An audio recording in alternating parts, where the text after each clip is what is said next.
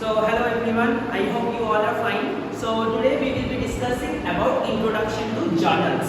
So at the end of this video, you will understand what are journals, what are the golden rules of journals, how to record a transaction and some examples of journals. Friends, now coming to the first topic, what are journals?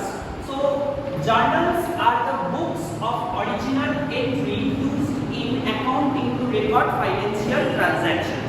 So basically when we are recording any financial transaction, the first recording will be made on journal. So not like that it will be recorded just in a normal order, it will be recorded in a chronological order. That means in a particular order we have to record it down. So there are certain rules. We will be coming to the next part of this video. So we will understand the golden rules. On that we will know how to record the transaction in the chronological order. Not only that, journals are very important in accounting because they help to provide a clear and complete record of the financial transactions. That means we get a very clear view of the financial transactions, that what are the transactions which are happening on day-to-day basis. Okay, so hope you have understood this part, what is journal. Now we will be coming to the next part, that is what are the golden rules of journal. Friends, now we will be coming to the golden rules of recording a transaction. So before understanding the golden rules, we have to understand what are the types of accounts. So basically there are three types of accounts we will come to know. The number one is a real account. Next is a personal account. And the last one is nominal. So what is a real account? So real accounts are related to the current assets that are tangible and non-tangible. So what are tangible assets and what are non-tangible assets or intangible assets?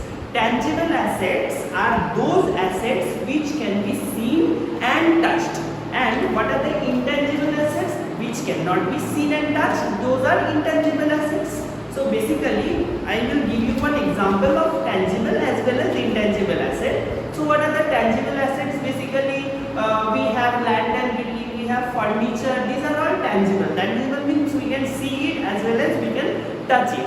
And what are the intangible assets? That are goodwill. So goodwill, patent, trademark. So what are these? These are basically we cannot see it. Like suppose you have a business. So when you have a business, you are giving a very good service.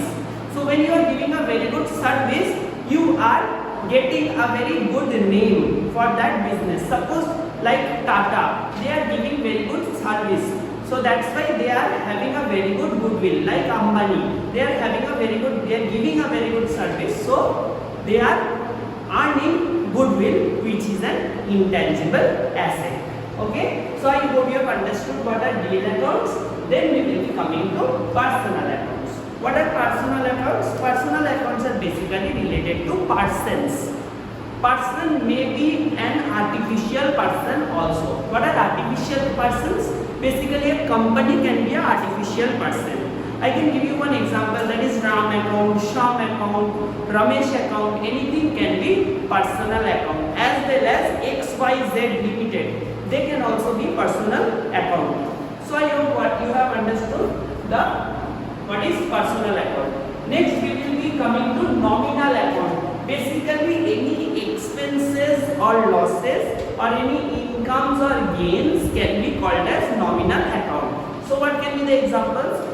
Salary account can be the example of nominal account. Then you can say that rent received or rent paid, both are nominal account. Rent received means we are gaining it. That's why it is a nominal account. Rent paid means we are giving the rent. That is an expense, right? So that is also nominal account. So I hope you have also understood what are nominal account. Then we will be coming to the next part, that is the main, that is the golden rules for these three accounts. Now we will come to the rules.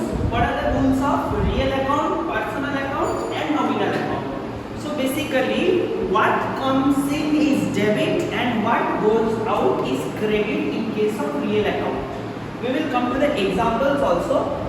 But before that, I would like to say what is debit and credit. Suppose we are writing anything on accounts, on the left hand side of our accounts it will be debit and the right hand side will be credit. Mind it, students. So what comes in, that means if any cash or anything comes in, we will debit it, and if something goes out, we will credit it in case of real account. So we are coming to an example of that. So suppose goods were sold for rupees 5,000. So a company is selling a good for rupees 5,000 in cash. So basically, what are the two accounts over here? We will come to know that. So cash account is a real account, and sales account, that means we are selling the goods, it is also a real account. So both these accounts are real accounts. So what is coming, students? Cash is coming. So as cash is coming, so the rule says what comes in is debit. So see, we have written cash account debit, right? And what goes out is credit. That means what are going out? Goods are going out. So over here, so as goods are going out, we could not write goods. We have to write sales account.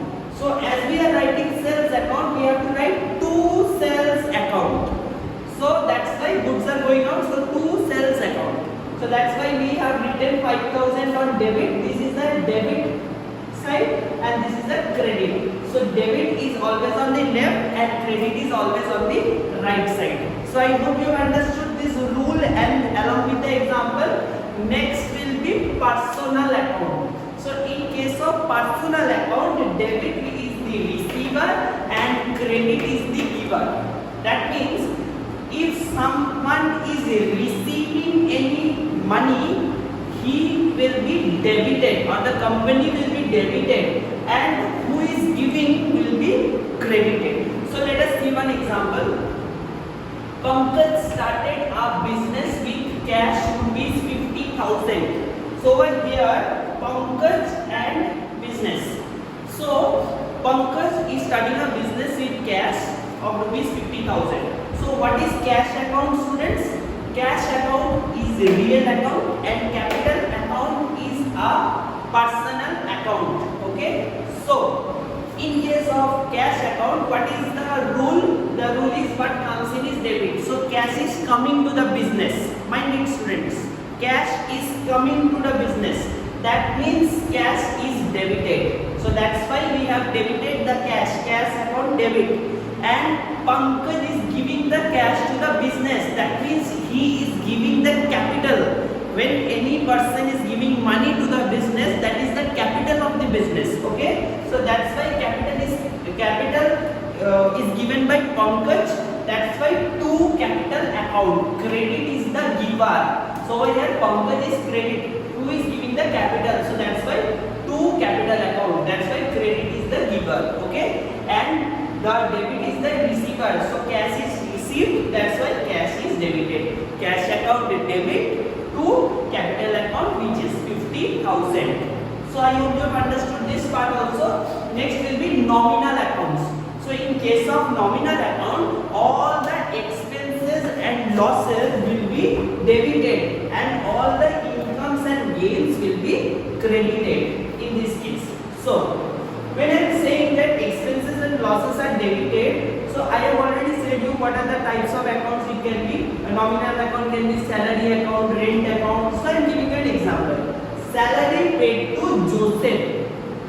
So when we are paying a salary to any person, so salary is a nominal account and Joseph is always a personal account. As the salary is being given to Joseph, so salary is getting deducted, it is an expense. So expense are always debited in case of nominal account. So that's why salary account debit to Joseph account 12,000. We are writing 12,000 in debit side and we are writing 12,000 in credit side. So we have come across the end of our video.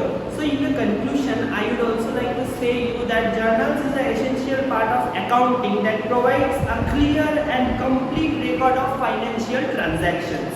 So we have seen that how journals are recorded. We have seen very few examples. On the next video we will be coming with the huge examples that will give you a clear concept of how journals are recorded. Not only that, there are several types of journals. You could see in the screen that there are general journals, sales journals, purchase journal, and there are cash journals also. So you can see the examples on the screen, you will be able to understand it. And on the next part we will be describing all the types of journals. Just I am giving you a view of these journals over here. So, and we have also understood that while recording a journal, it's important to follow the guidelines and ensure the accuracy so that there are no mistakes when we are recording the transactions. So I hope you have understood the video, and I hope you have a well concept of journal right now. So please do subscribe my video, and if you have understood it, don't forget to give a like. Thank you so much for watching this video.